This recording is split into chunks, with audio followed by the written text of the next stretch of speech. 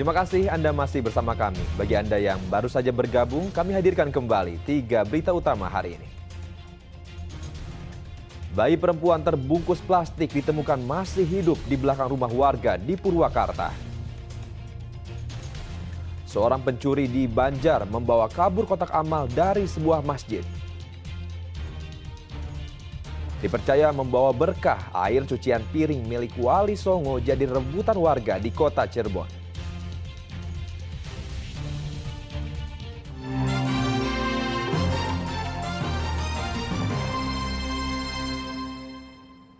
Warga desa Karoya, Purwakarta dikejutkan dengan penemuan bayi perempuan di belakang rumah warga. Bayi yang hanya terbungkus kantong plastik itu ditemukan dalam kondisi hidup.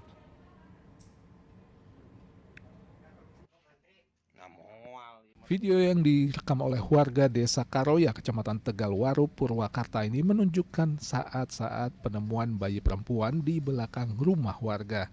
Awalnya mereka mendengar suara tangisan bayi. Saat ditemukan, bayi hanya dibungkus dengan kantong plastik hitam tanpa dibalut sehelai kain pun. Di belakang rumah saudaranya ada bayi yang dibuang lagi nangis. Setelah itu kami langsung berangkat ke TKP. Pas ke sini kami juga kaget nemu bayi di situ dalam keadaan si bayi itu terbungkus plastik warna hitam. Bayi perempuan ini akhirnya dibawa ke rumah bidan desa. Bayi dengan berat nyaris 3,5 kg ini dalam kondisi sehat. Bidan yang merawat menyatakan banyak pihak yang datang meminta merawat bayi malang ini. Namun pihaknya masih menunggu langkah dari kepolisian. Anaknya kondisinya bagus, sehat, alhamdulillah, nggak ada cacat apapun, normal, dan memang ditemukan juga lengkap, masih dengan ari-arinya. Ya kita lihat, observasilah anaknya, takutnya ada apa-apa kondisinya, dan kita juga masih menunggu kelanjutannya bagaimana keputusan dari pihak kepolisian. Kasus penemuan bayi tengah ditangani Kepolisian Polsek Pleret. Polisi berkoordinasi dengan pihak dinas sosial untuk penanganan sang bayi. Pihaknya juga memeriksa sejumlah saksi untuk mengungkap sosok orang tua bayi perempuan itu. Zainal Arifin melaporkan dari Purwakarta. Penjaga sekolah yang seharusnya menjaga siswa tidak berlaku bagi seorang pria di Karawang. Pelaku malah memperkosa siswanya hingga 10 kali dalam setahun. Parahnya lagi, aksi itu dilakukan di ruang kepala sekolah. Pria berusia 46 tahun ini ditangkap lantaran memperkosa seorang siswa madrasah di tempat ia bekerja sebagai penjaga sekolah. Bahkan pelaku sudah 10 kali memperkosa korban dalam 1 tahun terakhir. Kasat Reskrim Polres Karawang menyatakan pelaku kerap melakukan ulah bejatnya saat pagi hari di ruangan kepala sekolah ketika sekolah masih sepi. Pelaku ditangkap setelah korban mengadu ke orang tuanya. Setelah korban ini datang pada pagi hari, sekolah masih keadaan sepi, tidak ada orang. Kemudian karena yang bersangkutan memegang kunci dari ruang kepala sekolah, akhirnya saat korban datang, korban ditarik dan diajak ke ruang kepala sekolah. Ditariknya dipaksa atau gimana? Ya? Dipaksa atau gimana? Ditarik itu? Ya. Atau ada iming-iming? Tidak ada. Dipaksa, kemudian kalau tidak menuruti apa kemauan yang bersangkutan akan ditampar. Polisi memeriksa 7 saksi dari pihak sekolah dan keluarga korban. Diduga masih ada korban lainnya yang belum buka suara. Kini tersangka terancam pasal 81 Undang-Undang Perlindungan Anak dengan hukuman 15 tahun penjara. Syamsun Nursyah melaporkan dari Karawang. 2 tersangka pencabulan anak di bawah umur ditangkap Polres Kuningan. 1 tersangka mencabuli keponakannya sendiri, sedang tersangka lainnya sopir angkot mencabuli penumpangnya.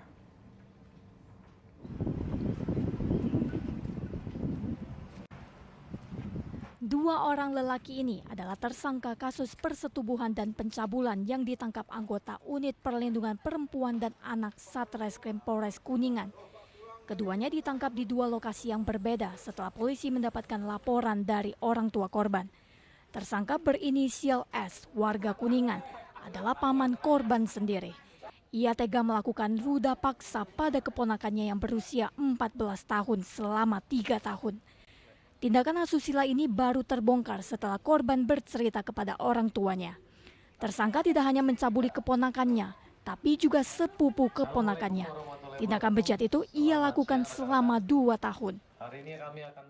Yang pertama, identitas tersangka saudara S, 52 tahun, alamat Kecamatan Mandirancan, Kabupaten Kuningan. Untuk korbannya ada 2 korban, ya. Yang pertama, ini korbannya masih berhubungan saudara, ya. Nah, ini hubungannya dengan si tersangka ini adalah pamannya, ya. Di mana korban yang pertama 14 tahun, yang kedua 12 tahun, ya. Korban yang pertama ini mengalami persetubuhan, ya, yang dilakukan oleh tersangka. Dan yang kedua, korban yang ber-12 tahun ini selama 2 tahun mengalami pencabulan, ya. Kalau yang pertama tadi kurang lebih 3 tahun. Polres Kuningan juga menangkap seorang sopir angkot yang mencabuli seorang pelajar yang menjadi penumpangnya. Tersangka mencabuli korban di dalam sebuah angkot saat sedang menunggu penumpang. Jadi kejadian pada hari Kamis 7 September 2023 sekira pukul 20.30 WIB ketika supir angkot sedang mengetem di salah satu toserba. Kemudian si anak korban menjadi penumpang dan ketika itu dilakukanlah kekerasan seksual berupa pencabulan, yakni dengan cara memaksa untuk kemudian meremas payudaranya. Kedua tersangka dijerat Undang-Undang Nomor 23 Tahun 2002 tentang Perlindungan Anak dengan ancaman hukuman minimal 5 tahun penjara dan maksimal 15 tahun penjara atau denda maksimal 5 miliar rupiah. Kedua tersangka kini mendekam di sel tahanan Mapolres Kuningan. Agun Gunawan melaporkan dari Kuningan. Seorang remaja di Sumedang memalak pemilik warung dengan sebuah senjata tajam hanya untuk meminta uang Rp10.000. Pelaku mengaku saat itu sedang berada di bawah pengaruh alkohol alias mabuk.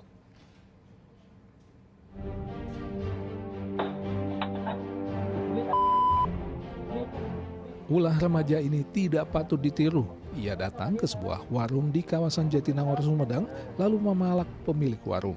Tidak hanya memalak, remaja ini bahkan menodongkan sebilah pisau agar diberikan uang sebesar Rp10.000.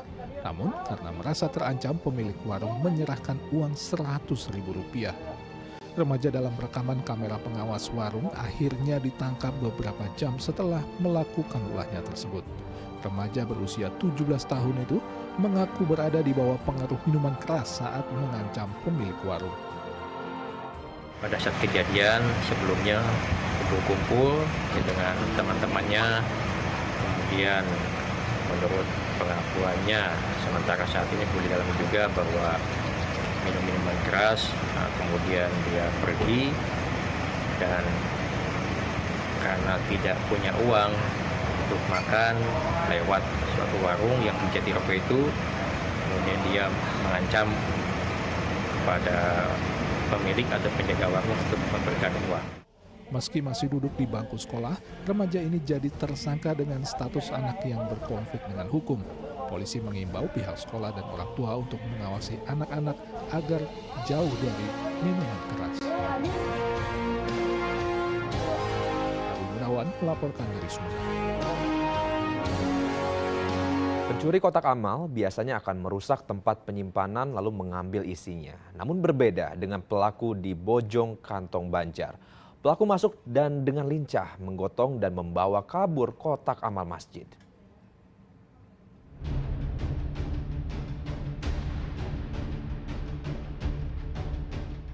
Rekaman kamera pengawas ini diambil dari Masjid At-Taubah di Langensari, Banjar. Terlihat seorang pria masuk ke dalam masjid dengan sangat hati-hati. Tidak lama kemudian, pelaku keluar dengan membawa kotak amal masjid. Kotak itu pun dibawa kabur dengan mengendarai sepeda motor.